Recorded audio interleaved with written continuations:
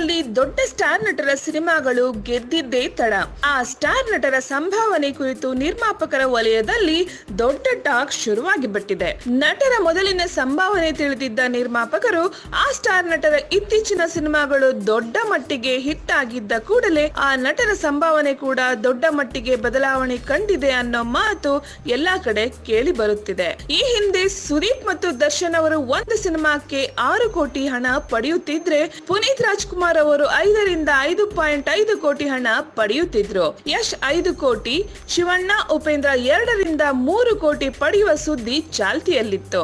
ಆದ್ರೆ ಹೆಬ್ಬುಲಿ, ರಾಜಕುಮಾರ ಮತ್ತು ಚಕ್ರವರ್ತಿ ಸಿನಿಮಾಗಳು ಭರ್ಜರಿ ಹಿಟ್ ಆದ ಕೂಡಲೇ ಆ ನಟರ ಸಂಭಾವನೆ ಕೂಡ ಗಣನೀಯವಾಗಿ ಏರಿಕೆ ಕಂಡಿದೆ ಎಂದು ತಿಳಿದು ಬಂದಿದೆ.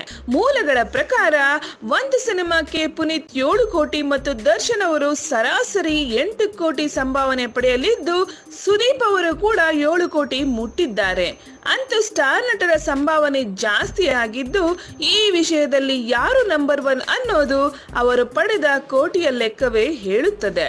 ಹೆಚ್ಚಿನ ಸಿನಿಮಾ ಮಾಹಿತಿಗಳಿಗಾಗಿ ಸಿನಿ ಸರ್ಕಲ್ನ ಸಬ್ಸ್ಕ್ರೈಬ್ ಮಾಡಿ. Thank you.